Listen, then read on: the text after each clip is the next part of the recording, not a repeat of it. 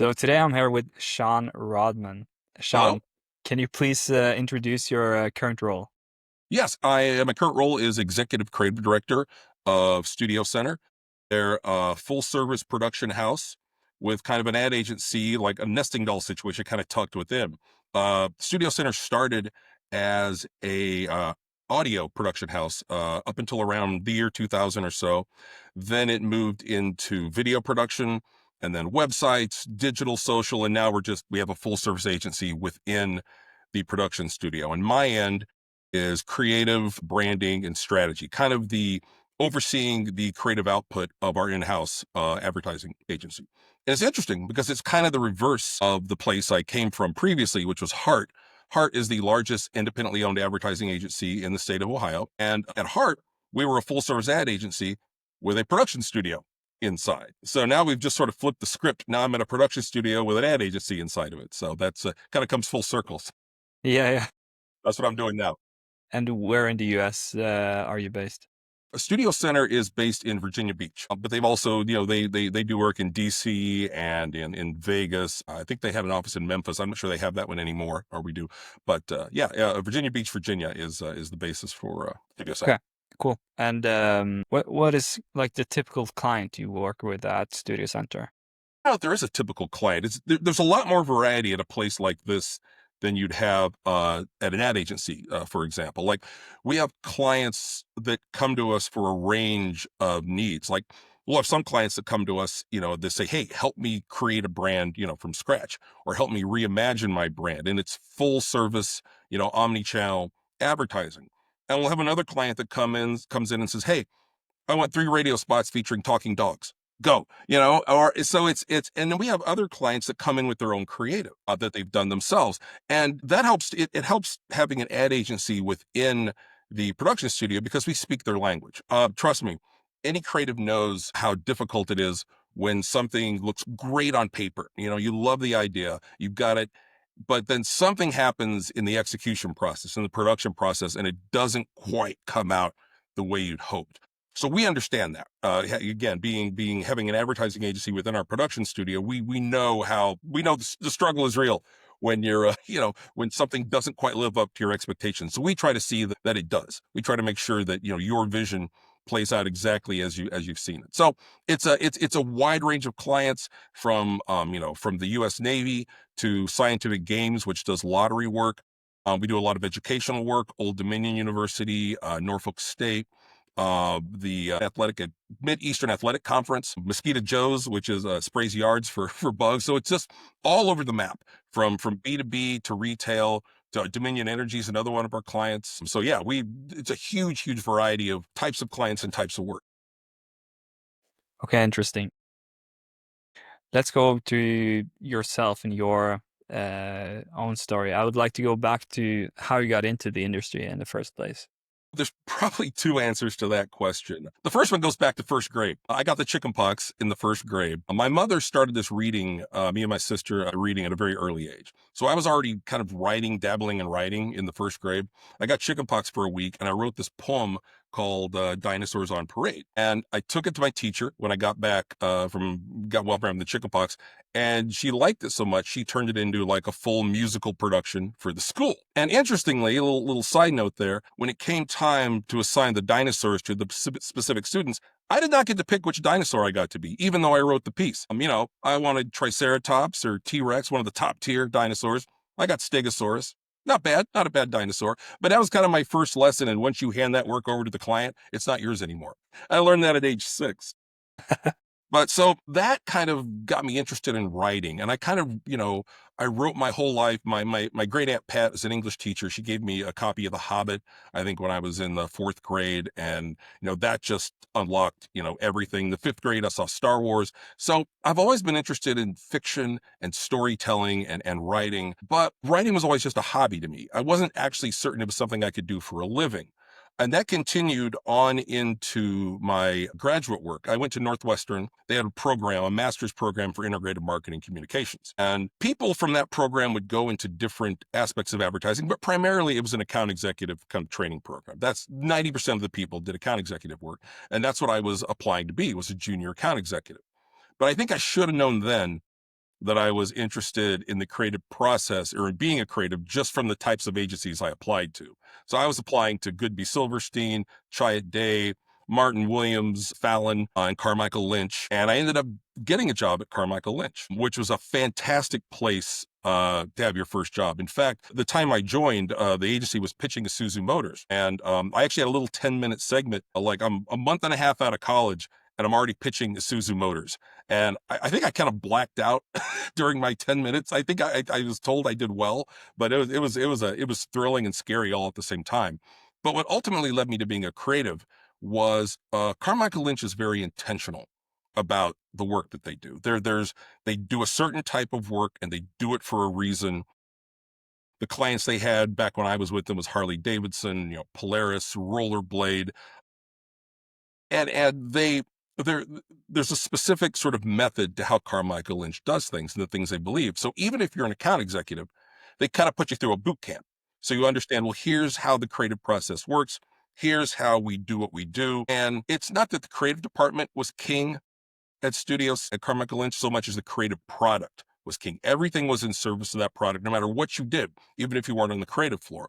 But the problem was, by the time they finished the boot camp week, they had done such a good job that I wanted to change careers and become a copywriter. So I actually went home that weekend, started putting together a spec portfolio with I got a borrowed copy of Quark Express, if anybody remembers that old program, a library and a photocopy machine. That's all I had. And I cobbled together a spec portfolio and sent it around until I landed my first copywriting job at Sullivan Higdon Sink in Wichita, Kansas. That's where my wife and I are from. Where we met was Wichita. So we were kind of going back home. I think Sullivan Higdon Sink is Signal Theory now. They've changed their names and they've expanded into Kansas City. But yeah, that's where I got my first job as a writer. And things took off for me from there. So it was not really clear from the beginning. You kind of had to start to figure out you wanted to go further into writing. I think it's that, and this may be a lesson for young people. I'm not sure I trusted my own ability, even though I'd written stuff. But even as an undergraduate, I took 2 years of creative writing, and then I did a third year of independent study because there was no creative writing three. So my professor was impressed enough with my work that he actually created an independent study class for me so I could continue to write. But even then, I was like, well, I mean, I'm just doing this for classwork. I'm doing it for fun. I wasn't secure enough to think that I could do it for a living. But, you know, after my Carmichael Lynch experience and after they sort of showed me, here's how it works, here's how you do it, I started thinking, well, maybe I can do this. And it was like one of those situations where I may fail, but I have to try. I have to try to become a copywriter. I think went through a stat out at that time that it was easier to get a job as an actor than it was to be a creative in a creative department. I don't know if that's true or not. It was just something I heard that was kind of daunting. But yeah, I had to sort of, hone my skills and get to the point where I felt, okay, I can actually do this. But it's Mhm, more of a situation where, yeah, again, I had to at least try. And even if I failed, okay, at least I tried to do it and I could live mhm. with that. But actually, I succeeded. So it worked out. Yeah. And did you have any role models within writing? Some writers you looked up to? Oh, yeah. One in particular, there was a guy who was writing at Carmichael Lynch at the time named Kerry Casey. And his writing was exceptional. Mhm, Again, he did Harley Davidson, again, Rollerblade, Polaris. He did, I remember a headline he did for a Rollerblade ad that said, it's kind of like running a marathon. It's kind of like eating a hot fudge sundae, to sum up what the rollerblading experience was like. He was really good. And I'll tell you, at first I was probably copying his style before I'd really developed my own because I didn't know any better. So I kind of modeled what I was doing after his work. So he was a big inspiration for me at the time when I was just starting out as a What do you think makes a great writer? What kind of yeah. curiosity Mhm, and loving I think loving the creative process. For me, I get inspired by all kinds of things. I'm sort of a voracious devourer of pop culture. So books, movies, streaming shows, stand-up comedy, whatever it is that interests me, it makes me feel something, whether it makes me angry or makes me excited, makes me cry, or makes me laugh. I like to break it down and figure out how it works. I like to tear it apart, almost like an artistic mechanic. I mhm, like to know there's there's a stand-up comedy routine that John Mulaney does. And there's different kinds of stand-up comedy. Dave Chappelle does this very loose, almost feels almost improvisational, sort of garage band kind of off the cuff style that works mhm. really well. John Mulaney's different. His comedy is like a Swiss watch. Every word, every pause, done for every inflection, done for a specific reason. And I love his comedy for that reason because it's so precise. Hmm. So like whenever I see something, there's a show that was on Netflix that had its second season called Arcane. It's an animated show. I think it was done with Riot Games and a French animation studio called Fortiche. I may get that name wrong, but it was just, not only was it a masterpiece of storytelling, it was a visual masterpiece as well. So I went and I read everything I could read on how they brought this show to life because I'm just interested in how creative things get made. So I think that's one of the things that makes a great creative person. If you're curious and you're interested in how the process works and how things get made. I think Jerry Seinfeld once said there's nothing more boring than breaking down how a joke works. I disagree. I find that stuff absolutely fascinating. Yeah, there's a lot of, yeah, it takes a lot of capacity to kind of understand humor also at some Right. level. Yeah, how jokes work, how the Yeah, structure works. Dan Harmon, for example, says like comedy comes in threes. yeah, And you see that if you've seen like the rage right now is the new Cadbury packaging. The Cadbury bar, it's like this big bar, and they've broken up the packaging into half the bar goes to the person that did most of the work. And then this other portion goes to the person who did some of the work. And the person who did none of the work right down here gets this little tiny piece. And they break that up in so many different ways. It's really interesting. But again, it follows that rule of comedy being, sort of taking place one, boom, boom, in threes. So mhm, it's if you haven't seen the Cadbury chocolate bar packaging, you should take a look. It's really, really well done. It's really inventive, really creative that someone thought to sell candy in that way. So yeah. it's a neat idea. And what do you think? How do you think the field has changed since you started? You have, like, of course, technology and new tools for writing, but also like culturally, some things you can joke with, some things you can't. Maybe like, how's that changed? Do you think? Well, I mean, I look back at some of the work that I did for a client, Hacienda Mexican restaurants, many, many years ago. And I don't know that that comedy would fly today. There was nothing especially offensive about it, but comedy especially changes as the decades go by. Things that were funny in the 70s may not be as funny now. There are some things that hold up, like the movie Some Like It Hot, for example, the Dick Van Dyke Show. There are certain things, Cheers, that stand the test of time, but comedy kind of moves on and evolves and changes. And so that's, especially if you like to write a lot of humor like I do, you have to be aware of that, how it kind of changes and evolves. But I think, I mean, the big change in our industry is, well, it's not just AI, it's AI and the tools of our trade sort of becoming democratized. It used to be that there was gatekeeping. There was a barrier between the average person doing what an ad agency, and I think that the gap between what an ad agency could do and what a person can do is getting smaller all the time. And so, you've got clients that may be like, well, hey, why am I hiring this agency when I can just get my niece on Canva? She's pretty good with that. And obviously there's a huge gap between what the top level agencies are doing and what just one person can do. But when you get down to the local and regional level, and I think there are 15,000 ad agencies in the United States, and 99% of them are like, 5 to 10 people. So it's becoming easier for those type of agencies to compete with the big boys because of all the tools. But if you're an agency that it just makes its bones by production, like we have the computers and we have the programs and we have the people that know how to use them, but that's really all we bring to the table. I don't think that's going to cut it anymore because everybody's going to be able to do that now. It's the advertising industry is changing because of the tools, much the way the MacBook Pro kind of changed the music industry. Now you've got some guy in his basement can do what you used to have to go to a studio to do. Now you can argue about the quality level differential between those two things, but it's just becoming easier and easier for a regular person to do what we can do. Mhm, Now that's the challenge. The opportunity, because challenges and opportunities are two sides of the same coin. The opportunity there is, I think, what programs can't do, what the Adobe Creative Suite can't do, what Adobe Express or Canva or AI can't do, is be great, is be creative, be interesting, be new. AI is trained on everything that's come before. mhm, So if you go into AI and try to have, or you go to Chat GPT or Gemini, have it try to write a headline for you, by and large, they're going to be crap. You're not mhm, going to get. I'll give you an example. We have a basketball player here in the United States, Caitlin Clark. I think she's probably world famous by this time, but she was the leading scorer. She's bringing all kinds of new eyes to women's basketball, and she broke the record, the women's collegiate scoring record. And so Nike did an ad that had a picture of her shooting the shot that broke the record with the headline, "You break it, you own it." And so it takes that familiar phrase and gives it a new context. You can give Chat GPT 1,000 tries, it's never coming up with that headline. It's not going to be able to do it. So I think the opportunity, and this is what's exciting, is that I think creative people, really truly creative people who are looking to do new and interesting things, aren't going to be as affected by the technological changes as somebody whose job it is just to move things along the process, Hmm. logistics. I think creative people. So there's a real chance now for the cream to rise to the top. Hmm. And it doesn't matter whether you're in, Sioux Falls, Iowa or New York City. I mean, it used to be that you had to be in New York or LA, Minneapolis, Austin, Atlanta, one of those creative hubs. I think all that's kind of disappearing, and great creative can always come from anywhere. Don't get me Hmm. wrong. But I think it's becoming even more possible for smaller people to do what the big agencies do. And I think the future is going to be smaller, specialized niche shop. Hmm.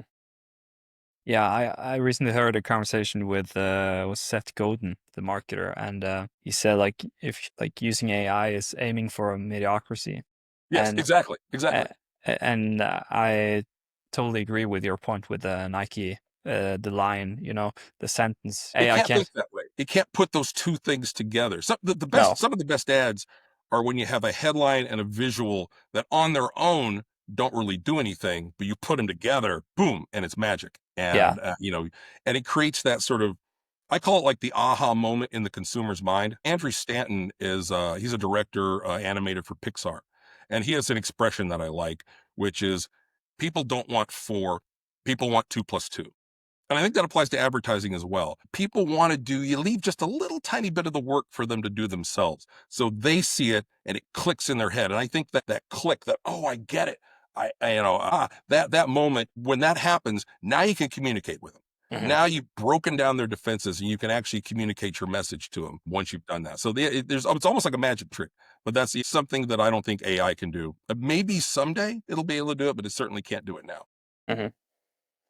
Okay, let's go over to your work. And Okay. do you have a specific campaign or project you've been a part of that you are proud of? And if you have, what makes it special to you?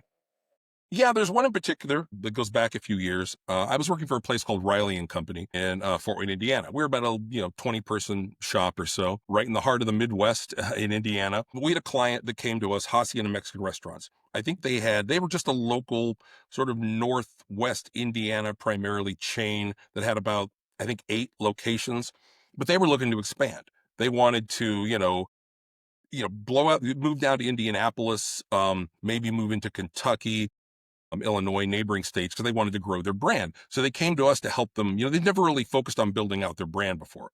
So they came to us to do that. They tried a lot of different things, like they tried an upscale menu, but that didn't really work. And it didn't work because of the kind of place they were. So we get this account and we did a tour of like all the locations, went and checked them out, see. And so myself, Audrey Riley, who owned the agency, Bob Keel, who was our head of design, and the VP of marketing. We're all out sitting at a Hacienda Mexican restaurants. We're probably a couple margaritas into the evening at this point. And, so in a moment of self-deprecation, the VP of marketing says, look, I'm going to be honest with you guys. We are the Walmart of Mexican restaurants. And like I said, he meant it as self-deprecation, but that's when it clicked. It was like, okay, we get what you are. You were casual, you're fun, you're a place. I remember we were there, somebody like went, woo, somebody like whooped it up from the bar. And that's what Hacienda was. It's less Mexican restaurant and more kind of a combination of Mexican restaurant and sports bar. It was kind of those two things. They had more in common with like a Buffalo Wild Wings than they did your typical Mexican restaurant.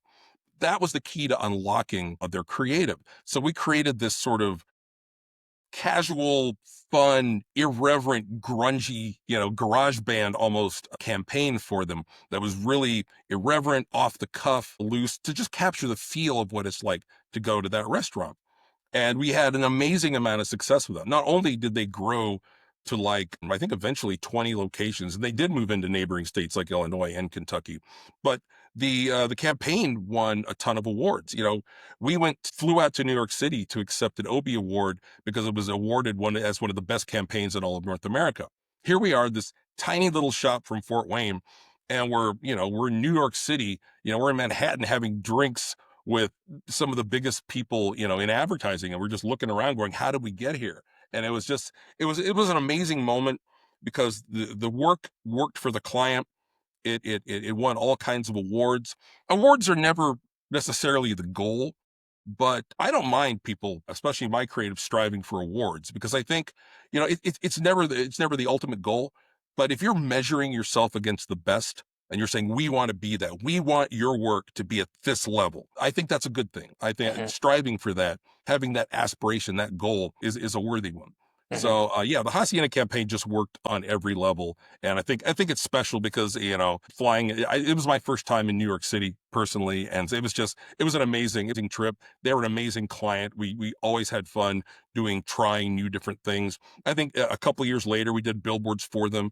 That they always say, 8 words or less on a billboard. We said, screw that. We're gonna put 100 words on a billboard. So we wrote these long paragraphs, and people stopped. Like, we were causing traffic problems because people were stopping and trying to read, you know, everything that was on the billboard. So they let us do try a lot of things, do a lot of new stuff, go off in some crazy directions, but it fit their brand, fit their personality. It was who they are. So that's always been a really special one. Yeah, that's really cool, and also to be like an underdog winning prizes, competing Mhm. with the big ones. It's really interesting. What do you think it takes to come up with work like this? Like, what kind of team and people needs to be involved to come up with this?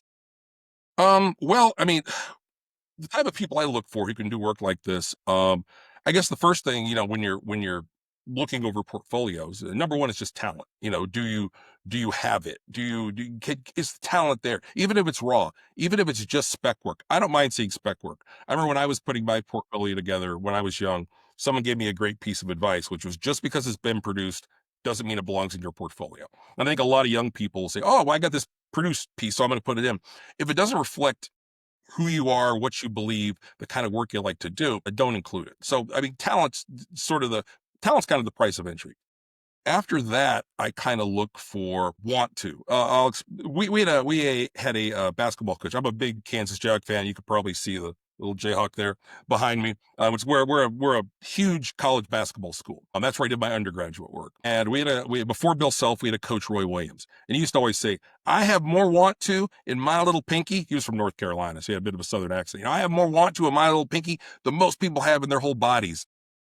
And that's kind of what I'm looking for when you're building a team, is people who really love this stuff, who are driven to be great no matter what the project is. And the other thing I'm looking for is, you know, can you? I, I'll split it up between what I call, quote unquote, the easy stuff and the hard stuff. If you're doing like a Mexican restaurant or lottery or a tattoo parlor or motorcycles, okay, if you're creative that's worth a damn, you ought to be able to make that work good. But what are you going to do when an energy company comes to you and says, hey, we need a series of videos on cybersecurity protocols? How are you going to make that interesting?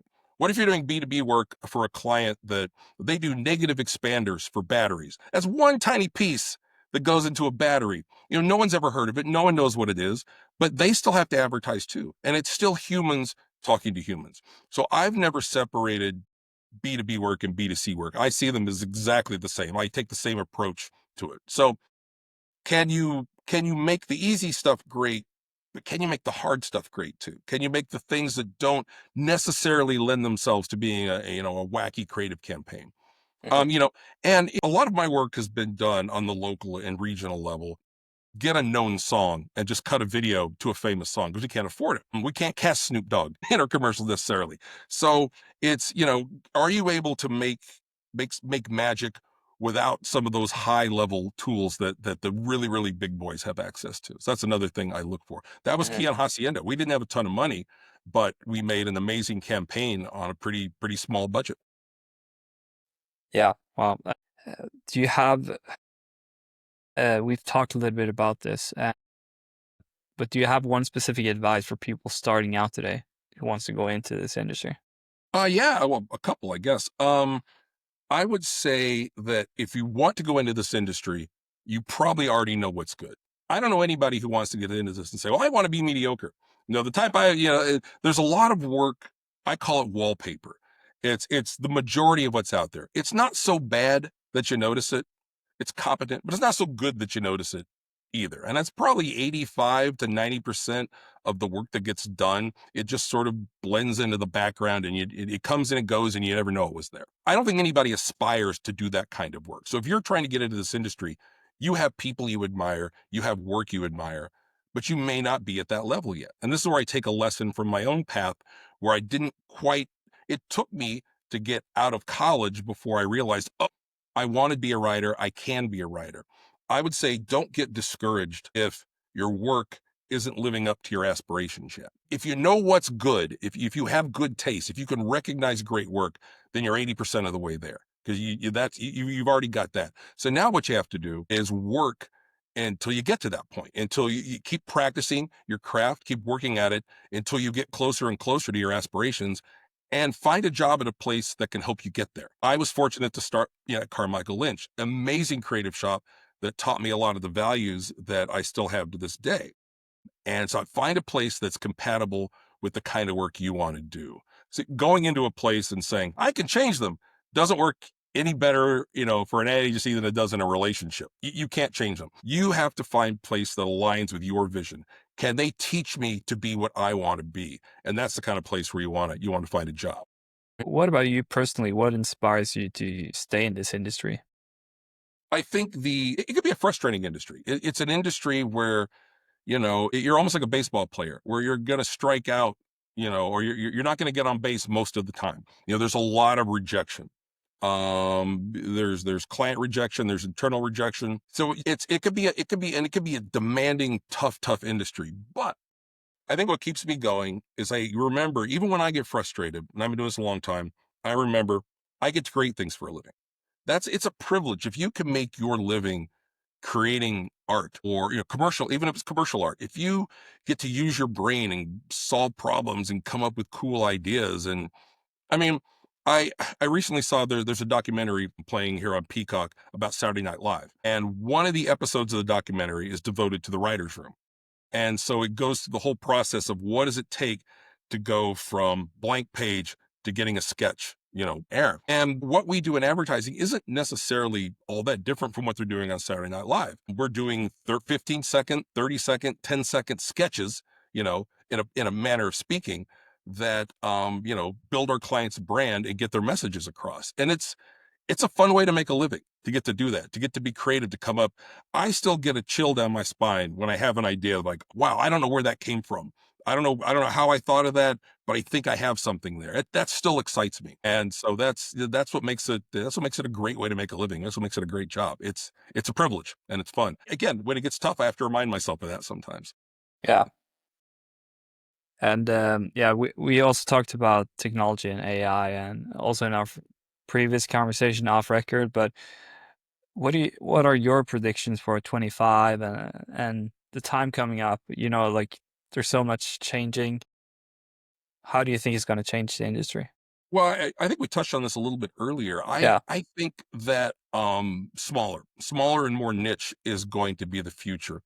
Again, it's getting what 8 people can do and what 80 people can do aren't as far apart as they used to be. So I think the future is going to be smaller, specialized shops. Shops that do one thing maybe really well. My favorite restaurants to go to have a very limited menu. You go to a restaurant and it's just pages and pages and pages, their menu's the size of a phone book. They're not going to do any of that particularly well. But you go to a place and it's like, we serve burgers and fries. That's it. Nothing else. That's all we do. But it's going to be great. So I kind of think the future are smaller, more niche shops that are more focused on doing one thing like really, really well, or a few things really, really well. So that all things to all people kind of place.